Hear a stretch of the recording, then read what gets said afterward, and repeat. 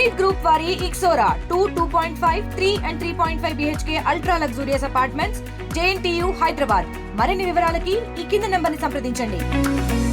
పోలవరం ప్రాజెక్టుకి సంబంధించినటువంటి left main canal ఏదైతే ఉందో గత 14, 19, 5 సంవత్సరాల కాలంలో జరిగినటువంటి పనులు తప్ప 19, 24 గత వైఎస్ఆర్సీపీ పాలనలో ఆ లెఫ్ట్ మెయిన్ కెనాల్ని మర్చిపోయినటువంటి పరిస్థితి. ఎక్కడ కూడా ఒక అర్బస్తా సిమెంట్ కానీ, ఒక్క రూపాయి కానీ, ఒక తట్ట మట్టి పని చేయనటువంటి పరిస్థితి. ఇది నేను కాదు, ఇప్పుడే నేను ఫీల్డ్ ఇన్స్పెక్షన్కి వెళ్తే అక్కడ స్థానికంగా ఉన్నటువంటి రైతులు చెప్పారు. ఆ రోజు చంద్రబాబు నాయుడు గారి హయాంలో పనులు జరిగాయి, మళ్ళీ ఇప్పుడు చంద్రబాబు నాయుడు గారి హయాంలోనే పనులు జరుగుతూ ఉన్నాయి. మధ్యకాలంలో ఇవన్నీ కూడా తుప్పు పట్టిపోయి, రాష్ట్రం తుప్పు పట్టినట్టుగానే ఈ ఐరన్ కూడా తుప్పు పట్టిపోయిందని చెప్పి స్థానికంగా ఉండేటువంటి రైతులు చెప్తూ ఉన్నారని అంటే, జగన్మోహన్ రెడ్డి విధ్వంసం పోలవరం లెఫ్ట్ మెయిన్ కెనాల్లో కూడా మనకు కనిపిస్తున్నటువంటి పరిస్థితి.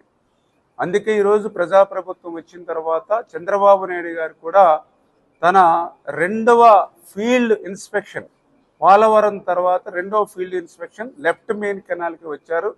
ఆ రోజే ఆయన 2025 జూన్కి మరి ఆ యొక్క పోలవరం లెఫ్ట్ మెయిన్ కెనాల్ని మొదటి దశ పనులు పూర్తి చేసి ఉత్తరాంధ్రకు నీళ్లు ఇస్తామని చెప్పి ఏదైతే ఆయన హామీ ఇచ్చారో ఆ హామీని నిలబెట్టుకోవడానికి 1200 కోట్ల రూపాయలు నిధులు ఆ లెఫ్ట్ మెయిన్ కెనాల్కి ఫస్ట్ ఫేజ్ కింద మరి రిలీజ్ చేయడమే కాదు, టెండర్లు పిలిచి వర్క్ ఆర్డర్లు ఇచ్చి పనులను కూడా ప్రారంభించడం జరిగింది.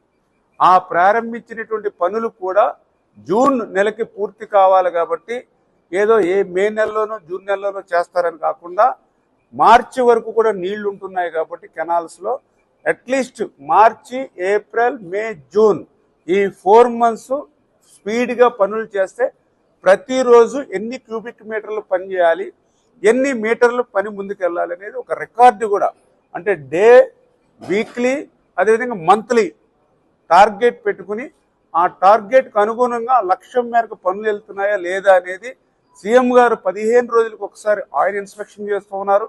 మేము ప్రతి వారము నేను అదేవిధంగా మా యొక్క సెక్రటరీ సాయిప్రసాద్ అందరం కూడా మరి ఇన్స్పెక్షన్ చేస్తున్నటువంటి పరిస్థితి. ఇప్పుడు ఆల్రెడీ ఏప్రిల్ మరి 23వ తారీఖుకి మనం రావడం జరిగింది.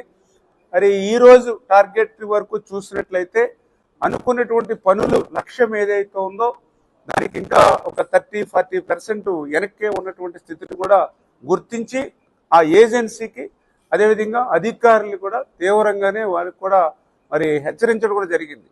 ఎందుకంటే ఏదైతే ఈ పనులు కనుక మనం పూర్తి చేయకుండా మే నెలకి, జూన్ నెలకి పనుల లోడ్ పెంచుకుంటే మరి అనుకున్నటువంటి టార్గెట్లో మనం చేయలేమని చెప్పి. కాకపోతే ఈ పనులు కూడా కొన్ని క్లిష్టతరమైనటువంటి పనులే. ఎందుకంటే గతంలో జరిగినటువంటి పనులలో ఏదైతే బ్లాస్టింగ్ ఉన్న ఏరియా కానీ, అదేవిధంగా బాగా రాక్ ఉన్నటువంటి ఏరియా కానీ, అదేవిధంగా స్ట్రక్చర్స్ ఉన్నటువంటి ఏరియాస్ కానీ, అదేవిధంగా నేషనల్ హైవేస్ ఏదైతే క్రాసింగ్ ఉన్న చోట్ల మళ్ళీ సర్వీసు కనెక్షన్స్ బ్రిడ్జెస్ కట్టి దీన్ని కట్ చేసి, అంటే ఇట్లా క్రిటికల్ వర్క్స్. ఇప్పుడు పంపా చూసాం, అది బాగా ఫ్లడ్ ఏరియా అయినటువంటిది. ఇప్పుడు కూడా నీరు వస్తూ ఉంటే ఆ నీరుని డైవర్ట్ చేసి అక్కడ మనము పనులు చేస్తున్నటువంటి పరిస్థితి. అంటే ఈ రకంగా వాస్తవమే క్రిటికల్ వర్క్సే ఉన్నాయి. కానీ క్రిటికల్ వర్క్స్ అయినప్పటికీ కూడా ఒక టార్గెట్ పెట్టాం కాబట్టి ఆ టార్గెట్కు అనుగుణంగా మ్యాన్ పవర్ పెంచాలి, మిషనరీ పెంచుకోవాలి, డే అండ్ నైట్ అవసరమైతే షిఫ్ట్లు పెట్టైనా పనిచేయాలని చెప్పేసి క్లియర్గా ఈరోజు ఏజెన్సీలకి, అధికారులకి కూడా చెప్పడం జరిగింది. ఖచ్చితంగా మనం ముఖ్యమంత్రి గారు ఇచ్చిన లక్ష్యం మేరకు పనిచేసి ఆ యొక్క గోదావరి వరద జలాలు మరి ఏదైతే పోలవరం ప్రాజెక్టు పూర్తయ్యేంత వరకు కూడా వేచి చూడకుండా మన పుష్కర అదేవిధంగా పురుషోత్తపట్నం ఎత్తిపోతల పథకాలు ఏవైతే ఉన్నాయో ప్రస్తుతానికి 5500 క్యూసెక్కుల సామర్థ్యం ఉంది. ఆ 2 ఎత్తిపోతల్లో మనం ప్రస్తుతానికి 2500 మాత్రమే ఉపయోగించుకుంటూ ఉన్నాం. అంచేత ఉన్నటువంటి మోటార్లు ఏవైతే ఉన్నాయో, ఉన్నటువంటి ఎత్తిపోతలు ఏవైతే ఉన్నాయో ఈ యొక్క లెఫ్ట్ మెయిన్ కెనాల్ మనకు తయారైపోతే రేపు పోలవరం 27 పూర్తయ్యేంత వరకు వేచి చూడకుండా ఈ లిఫ్ట్స్ నుంచి, అంటే ఏ రకంగా అయితే పట్టిసీమ లిఫ్ట్ నుంచి ఏ రకంగా అయితే రైట్ కెనాల్ ద్వారా కృష్ణానదికి నీళ్ళు ఎలా తీసుకెళ్తున్నామో అదే మాదిరిగా ఈ యొక్క లిఫ్ట్ స్కీమ్స్ నుంచి లెఫ్ట్ మెయిన్ కెనాల్ నుంచి ఉత్తరాంధ్రకు నీళ్లు తీసుకెళ్ళాలి. ఆ స్టీల్ ప్లాంట్కి నీరు ఇవ్వాలి, ఆ విశాఖపట్నానికి డ్రింకింగ్ వాటర్ ఇవ్వాలి, రేపు భవిష్యత్తులో విశాఖపట్నం జిల్లా సంబంధించి ఉత్తరాంధ్రకు సంబంధించి ఒక పారిశ్రామిక హబ్గా ఇండస్ట్రీస్ని ఏదైతే మేము తీసుకొస్తూ ఉన్నామో దానికి కావాల్సినటువంటి పారిశ్రామిక అవసరాలకు నీరు ఇవ్వాలి. ఇవన్నిటిని దృష్టిలో పెట్టుకుని క్లిష్టతరమైన సాధ్యం కాని పనులైనప్పటికీ కూడా మరి ఇటు డిపార్ట్మెంటు అదేవిధంగా మేము కూడా స్వయంగా పర్యవేక్షణ చేసి ఇప్పుడే సంబంధిత జిల్లాల కలెక్టర్ల దృష్టిలో కూడా పెట్టాం.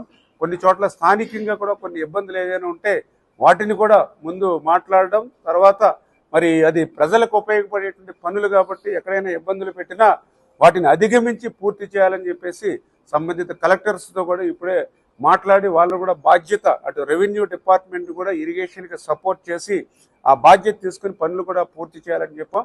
ఖచ్చితంగా గత ప్రభుత్వం చేసినటువంటి తప్పిదాలు ఏవైతే ఉన్నాయో వాటిని అన్నింటినీ కూడా సరిదిద్ది మళ్ళీ ఈరోజు ఆ పోలవరం లెఫ్ట్ మెయిన్ కెనాల్ ఆ యొక్క ఫస్ట్ బేస్ పనులు పూర్తి చేసేటువంటి ప్రక్రియను ముందుకు తీసుకెళ్తున్నామని చెప్పి మీ ద్వారా తెలియజేసుకుంటూ ఉన్నాం. ఏదైతే దీనికి సంబంధించి ఒక కొమ్మర్లావాగా సంబంధించి అక్కడ కొమ్మర్లావాలోనే అక్కడ ల్యాండ్ ఎక్వేషన్ అక్కడ R&R ప్రాబ్లం ఉంది. దానికి దగ్గర ఒక 18 కోట్ల రూపాయల వరకు ఆ యొక్క R&R ఆ విలేజ్కి ఇవ్వాల్సినటువంటి అవసరం ఉంది. దాన్ని కూడా ఐడెంటిఫై చేసాం. ఆల్రెడీ కలెక్టర్, RDO అందరూ కూడా అక్కడ ఉన్నటువంటి స్థానికులతో కూడా మాట్లాడడం జరిగింది.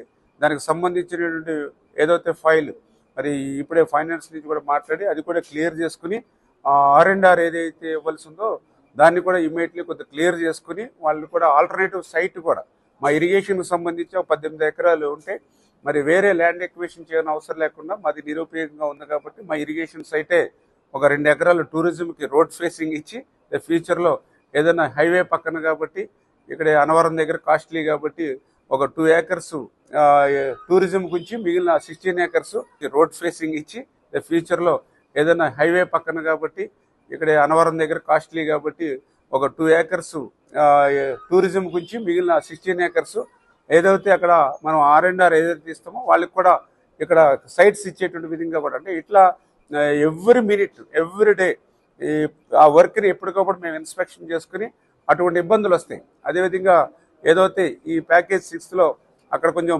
బ్లాస్టింగ్ దగ్గర కూడా లోకల్ విలేజర్స్ ఇబ్బందులు పెడుతూ ఉన్నారు. గత 20-25 రోజుల నుంచి మరి వాళ్ళు కూడా ఇబ్బంది పెడుతున్నారంటే అది కూడా కలెక్టర్ గారితో అదేవిధంగా మరి హోమ్ మినిస్టర్ గారితో కూడా మాట్లాడడం జరిగింది.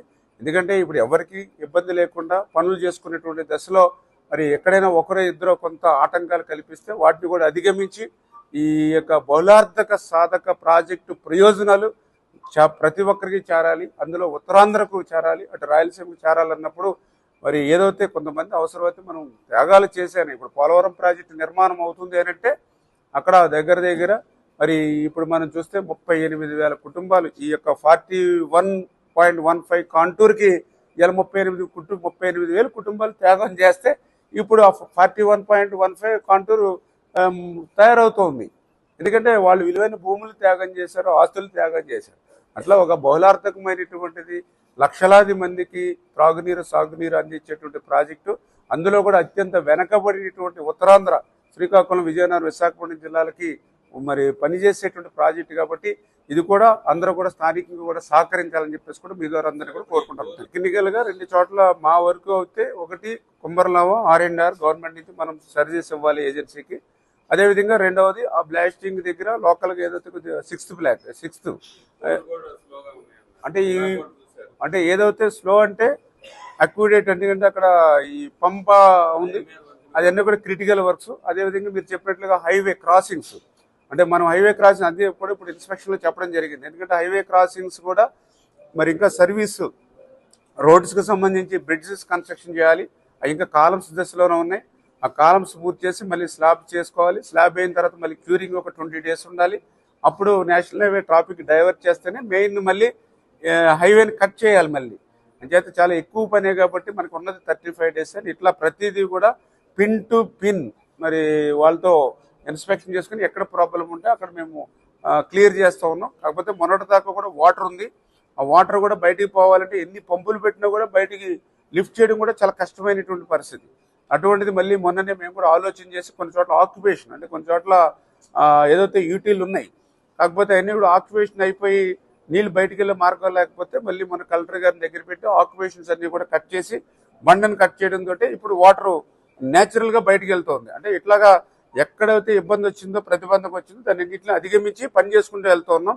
అంటే జనరల్గా ఇది సంవత్సరాల తరబడి చేసేటువంటి పనిని మేము ఒక 3-4-5 మంత్స్ టార్గెట్ పెట్టుకుని చేసేయడం కాబట్టి ఒక ఛాలెంజ్ కాబట్టి మేము ఇదేనే కాదు, ఇవాళ పోలవరం లెఫ్ట్ కెనాలు, అదేవిధంగా వెలిగొండ, అత్యంత వెనకబడినటువంటి ప్రకాశం జిల్లాకి వెలిగొండ, అదేవిధంగా అత్యంత వెనకబడినటువంటి రాయలసీమ హంద్రీనివా, అదేవిధంగా ఉత్తరాంధ్ర సుజల స్రవంతి వెనుకబడినటువంటి జిల్లాలకు ఇట్లా మేము ఒక ప్రయారిటీ పెట్టుకున్నాం. ద ఫస్ట్ ఇయర్ ఇటువంటి ఇంపార్టెంట్ అయినటువంటి ప్రాజెక్ట్స్ ఏమైతే ప్రయారిటీ పెట్టుకుని టైం బాండ్ పెట్టాం.